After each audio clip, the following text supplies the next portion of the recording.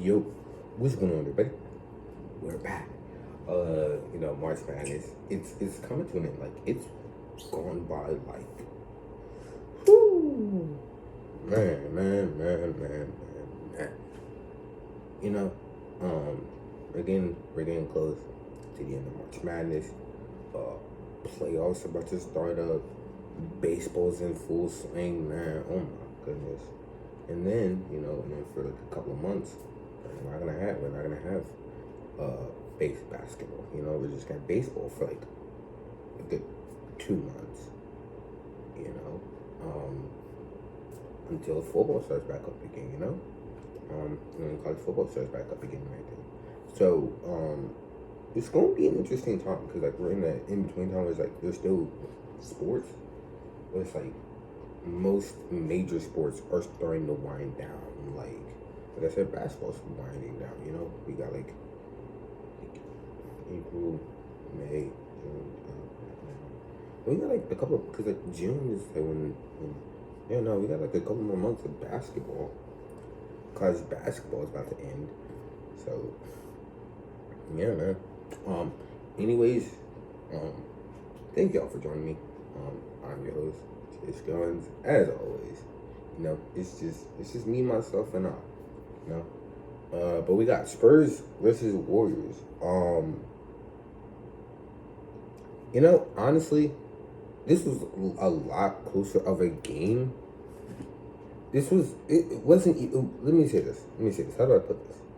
It wasn't as close of a game as the score indicates, right?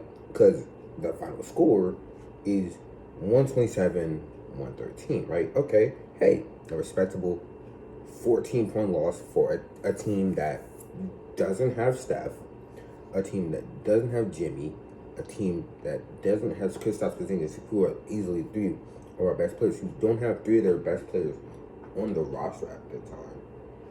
And dealing with a whole bunch of other injuries that, hey, if they were there, like we're so down, like we have like six, like I don't even know how many people they have on the roster.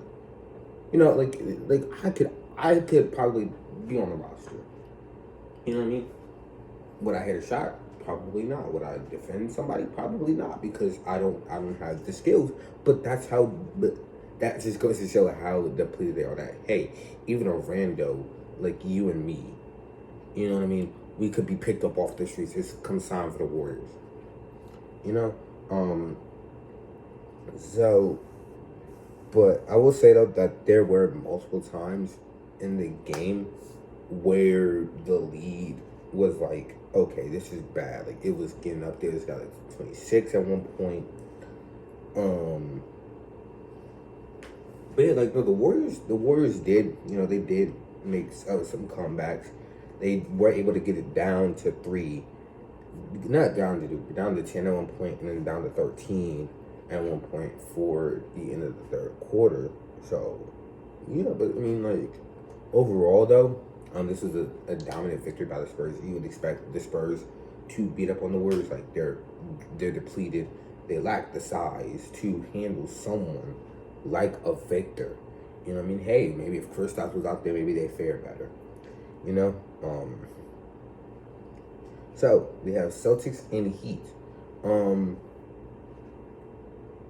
They were so the first half was mainly all Celtics.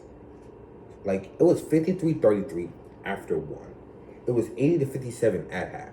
So my first initial thought was, okay, this is cooked. This is like, this is toast. This is game over type, type thing.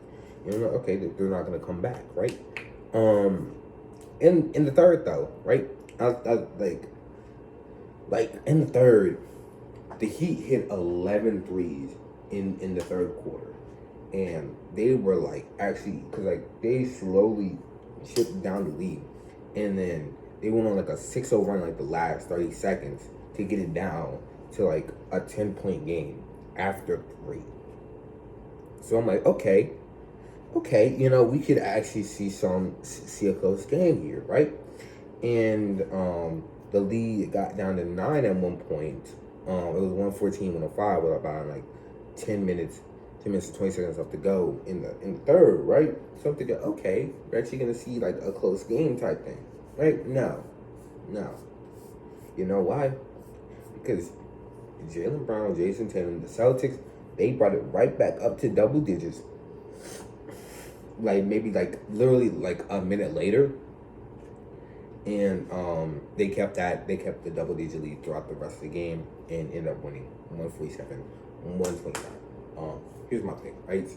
The Celtics really great team. They've definitely overachieved. You know what I mean? Because I don't think a lot of people assumed that the Celtics would be, you know, this is good of a team.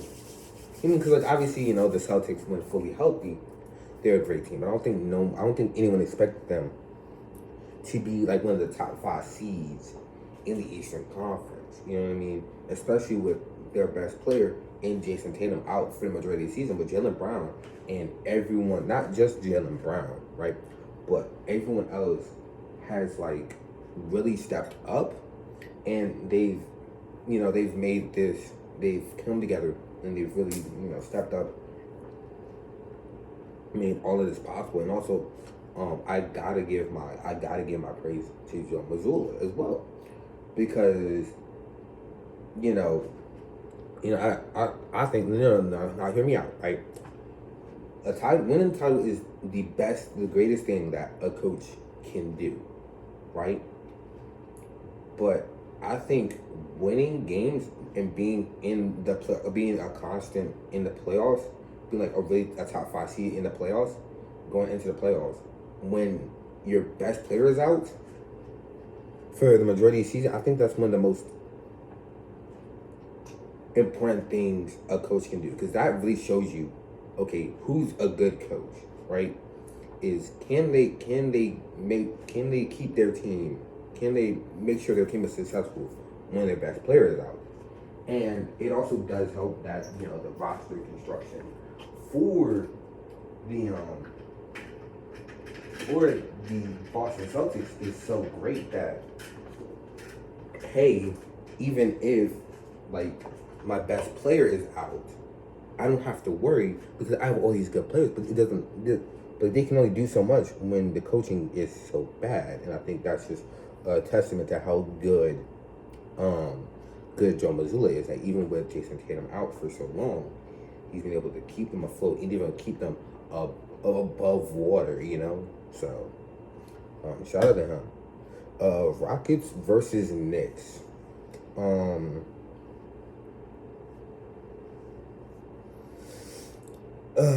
So it was they were okay.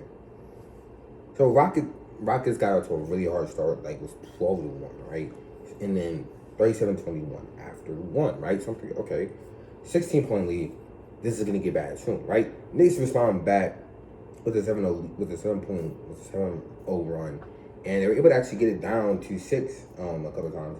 And you know, like throughout the game, they were able to get it down to 10, really. Able to get it down to 10. Like a couple of times due to some runs, but they never really got down under 10 outside of like that first half where they had it down to 6, and I think that's like the closest they really got in the game to actually like having a chance to win. I don't even know what happened. Like I was watching the game and I'm like, oh, like I was watching, I was like, oh, they have it down to 10. Let's see what they can do. And it's like every time they got it down, every time the Knicks got it down to 10, you know, or a lead close to 10, you know, they got it down to 13 at one point after the end of the third when they went on a 6-0 run to end the third, right? And that was like a really bad momentum shift, but they never were really able to capitalize off of those. And I think that's what really hurt them in the long run, in which caused the Knicks, you know, which caused the Rockets to win 111-94. Is that the fact that, like, hey, we're able to get it down to a certain number, but due to us not making the plays that are needed, we can't get it past that. And yeah. Next up, we have Thunder and Pistons. Oh my goodness. This was a great game. I love it when the two best teams in the conference face each other. It's always good when two one seeds are facing each other. I don't think I've ever been disappointed by a one seed versus one seed game this season. I could be wrong. I very much could be wrong, and I'm like lying straight to your face. It's very possible, but I don't think I am, so we don't have to worry about that. Anyway, so this is like a very close game, all the way down to the wire, and the main thing that I want to talk about, you know, is that even despite down the five best scorers, the Pistons were able to still keep this a close game. And I think it's because of how good their defense is. It's just a great defensive team that even with, hey, we're down our five best scorers, we're still able to keep up with, I wouldn't say far and away the best team in the league, but the best team in the league, right?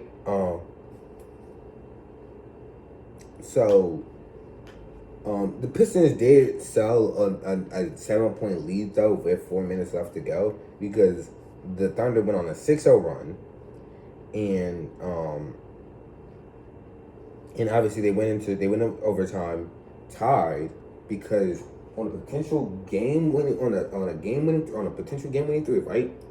Shea was called for an offensive foul, and I'm like, and brother like, oh, how?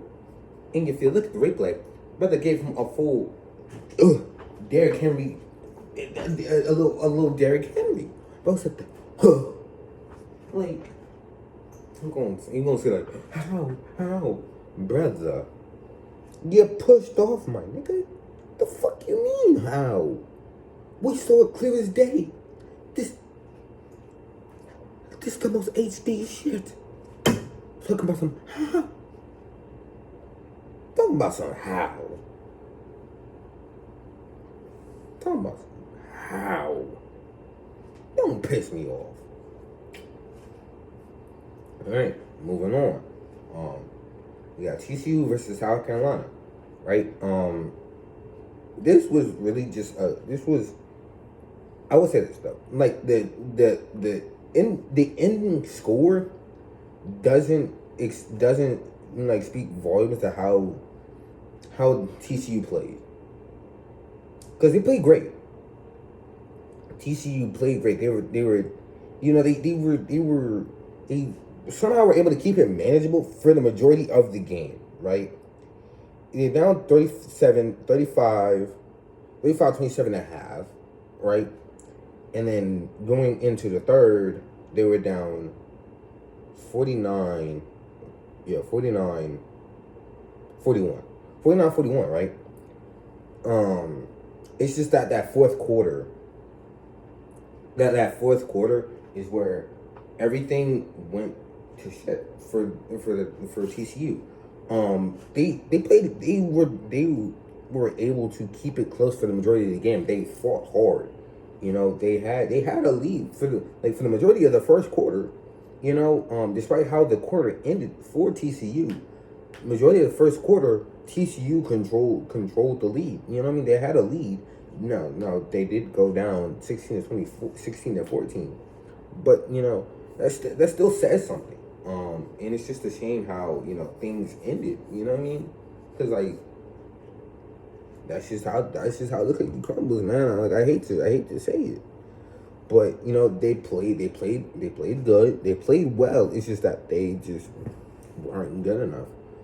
Congratulations, South Carolina, though. I mean, like, yeah, like that's a 3 seed. One versus 3 seed. You kind of hope for a bit of a more competitive game. But when South Carolina, LSU, UConn, and all of them, like all the number 1 seeds, they're all the way, up here, and then you got like TCU, who's not up here, but like they're down here. Like they got some great talent, but it's like, they don't got the talent level that them they do. So I mean, like with the time that they had, they played a great game. They played well. You can't really ask for more.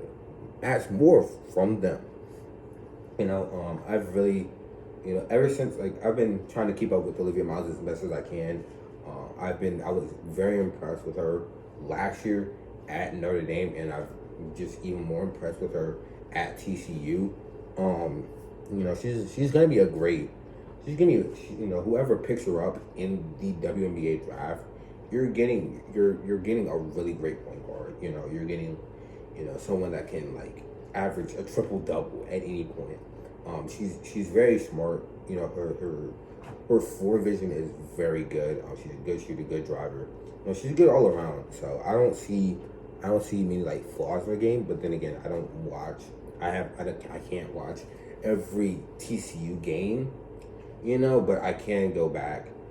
Try to look at the film, see if there's anything. But like whoever gets her in the draft, that doesn't have like a set point guard. I think they're set for the next few years because these are the most recent point guards. You like the Paige Beckers, like the Caitlin Clarks. You know what I mean? Shoot, I didn't see Haley Van Lith, who I don't know if she's got much time, but like from what I've seen with her time in college, she was great in college. So you got these great point guards, and I think with what I've seen from Miss Miles, I think that she will be a great point guard in the league. If put on a team that doesn't have like a set point guard, and I don't know how many teams actually. I don't know how many teams don't have a set point guard already. But wherever she goes, though, I think if given the chance, she'll be good. Moving on, we have Texas versus Michigan. This was a blowout, man. I mean, the closest it was a 13-point lead at half, and then like the game was 77-41. Like I said, Michigan is a good team. They got good talent, but Texas, whew, my goodness, man. Shoot. We got Miami versus Philly. So after being down by 13 with 2 minutes and 20 seconds left, the 76ers would go on a 10-1 run to close out the first half. They would actually then go into half with a lead, but coming out of half, like, when I tell you, like, the Heat came out and took control, man, I mean, like, over the next, like, 6 minutes, the Heat went on a 16-4 run over the next 6 minutes. And they would eventually extend their lead to 82-70. But then Philly would come right back. Right. Then they would kind of go like, they wouldn't go back and forth really. I mean, yeah, they would technically. They would, right? Because like with 4:40 left, Philly led 104-101. But then the Heat would take the lead. I mean, like 3 minutes later, with 113 to 107, and they would keep that lead and win 119-109. This is a very good game. Very back and forth. I saw a lot of lead changes. So I think it was a good game. I know I think it's still back when Embiid and PG was out. And I think Edgecombe was out as well. But still, I mean, it was a really good game though. Yeah. Now we have Cincinnati versus Pittsburgh. We have baseball. So Cincy took a 2-0 lead in the fourth, and then like literally just no one scored like the rest of the time. Like there's a bunch of like I'm watching it. I told myself that if I could watch the games, I would talk about them. And then I said I do baseball. So I was like, you know what? There may not be much to talk about, but god damn it, Bobby, I'm still gonna talk about it. So yeah, that's what it was really. So all right, moving on. We got Arizona versus Purdue. This was a really great game. Arizona versus Purdue. Purdue led 38-31 at half. And then literally after they were tied with 13:30 left, after they tied the game, after Arizona tied the game 44 with 13:30 left, it was pretty much all Arizona after that. Um, yeah, like the Boilermakers, like they look like they just like once they let go of the lead, they just were never able to like get back into things, and it was very crazy to see that. I was like, dang, y'all had the lead, and then y'all just like it feels like they just died after that, man. Um, yeah. We got UVA versus TCU. Um, so UVA going in, they were the last double-digit seed in the tournament, right? So they were the 10 seed. Obviously, I mentioned that TCU was the 3 seed, right? Um, so this is a really good game. I really enjoyed this. I really liked Kimora Johnson. Like I said, I'm a really big fan of Olivia Miles. I'm really impressed. I've really been impressed by Kimura. All the other and there, I can't remember their names, but like a couple of the people on that Who's team is really good too. Um, so it was sort of a similar situation with the Purdue and Arizona game. Like, yeah, UVA had a lead going into half, and then after half, the TCU scored 9 unanswered and led 44-36. And after that, after they took that lead, they kind of they ran with it, kept the whole game. The lead got as big as 15 at one point, but UVA was able to cut it down to 8 with a minute left, and they were able to like get some buckets, get to free throw line and stuff like that. Offer some offer like traps, offer like like traps like when they inbound the ball, they were trapping them, forcing into turnovers and stuff like that. So that's how they were able to get the lead down to single digits, but it really didn't amount to much, honestly. So moving on, we have Oklahoma versus South Carolina. Blowout. I mean, South Carolina absolutely dominated from the get go, man. I mean, like, my goodness. Jeez. But they got absolutely dominated. Oklahoma absolutely got dominated. I mean, they didn't even stand it. They didn't even know they were playing on the same court, man. That's how bad it was. Moving on though, you got Duke versus LSU. So going into this, right? I think this is like a rematch from last year's March Madness, one of the March Madness games, and I know this is like a big thing for Duke because like they lost to LSU last year. I'm pretty sure. Yeah, no. They did face last year in March Madness. I forgot which round it was, but they did face last year for March Madness, and this is like, hey, we're here to get our revenge type shit. You know what I mean? So, I mean, this was a really great game. I mean, the Dukies led 47-40 at half, and it's like you would think they were gonna build on that lead, but they would LSU would kind of come back. They would eventually take the lead, which was their first lead since it was 2-0. But Duke would take the lead right back, and then lead after 3. They would kind of extend their lead, and it got as big as 11 at one point. With 7:30 to play, but then due to a Duke 11-0 run, right? So then they were up 83-73 with 4 minutes and 45 seconds left to go, right? You know what then happens? So LSU kind of went on a run. They got it down to 2 minutes. They got it down to 1 point game. Right, with 39 seconds left, right? Then LSU, Williams, I think, right? Williams, I forgot the first name, but she went to the line with 9 seconds left. And they took the lead 85-84. LSU went on a 10-0 run to take the lead 85-84, right?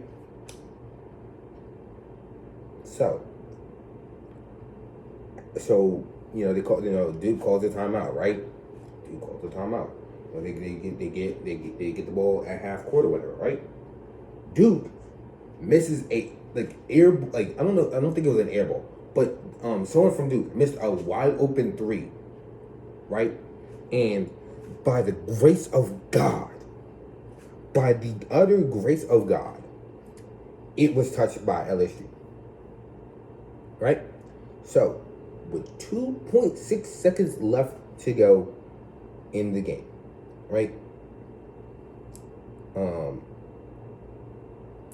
With 2.6 seconds left to go, right? The inbound to Ashlyn Jackson.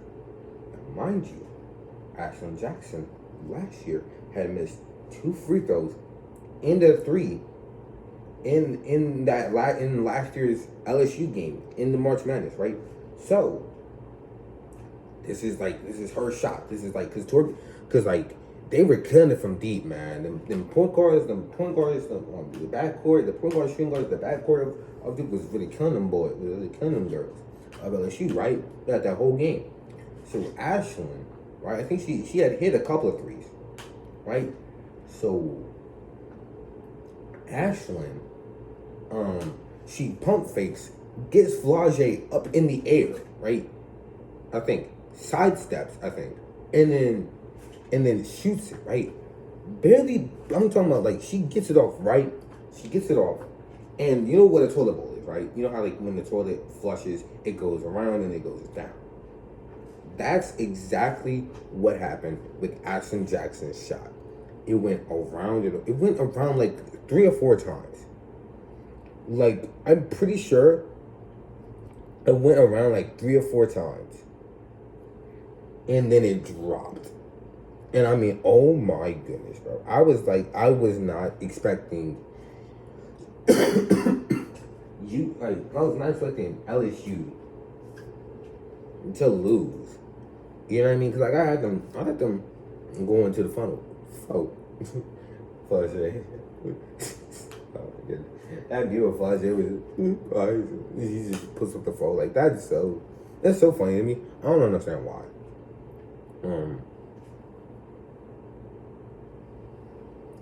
So that was a great game. LSU played great. They came back. They fought hard. In the end, that's just kind of that's just kind of hey, y'all didn't win last year. Here's y'all win this year, I guess. You know what I mean? So you think you're untouchable? I'm playing. We got UConn versus Michigan State. So UConn went up by as much as 19 in the game, right? They weren't able to hold out that lead, though. Okay. They were up by 19 at the most, but they did lead 35-27. Michigan State was able to bring it down to 1 point game, 35-34, and then they were kind of UConn would kind of hold the lead for a little bit, they would kind of it would still be a 1 possession game, but they would still hold the lead until Michigan State finally took the lead 47-46.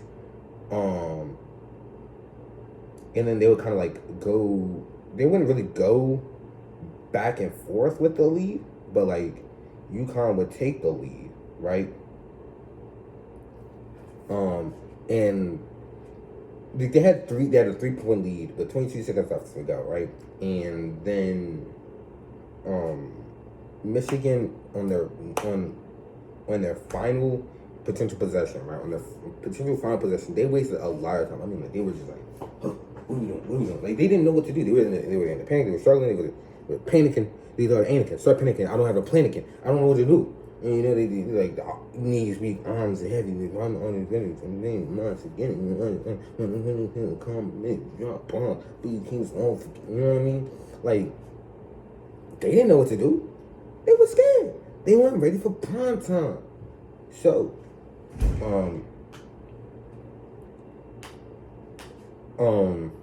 but they were able to get free throws out of it, but it didn't really matter that much. And UConn ended up winning 67-63. Michigan State really sold that, man. I mean, my goodness, dog. What are we doing? There's no reason why you should be wasting all that time.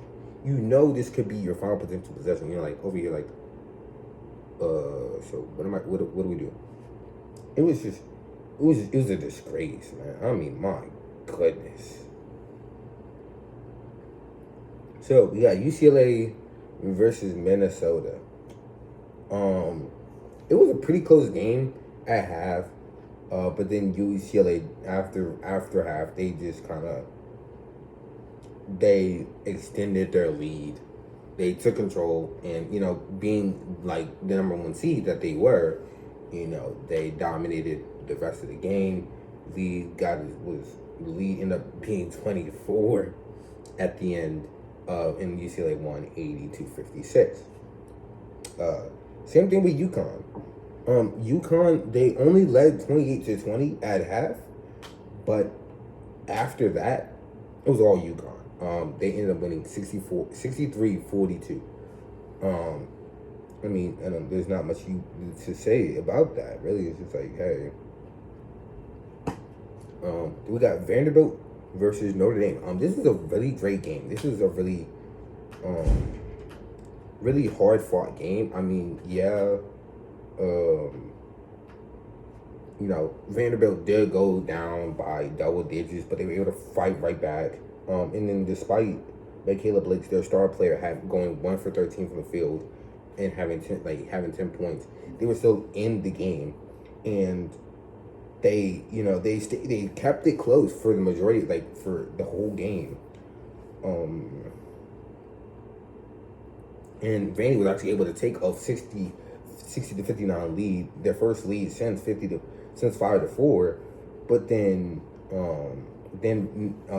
Notre Dame would take it right back, only for Vandy to then take it right back, and Vandy would then hold a 66-64 lead with 22 seconds left. You know, they get free throws or whatever.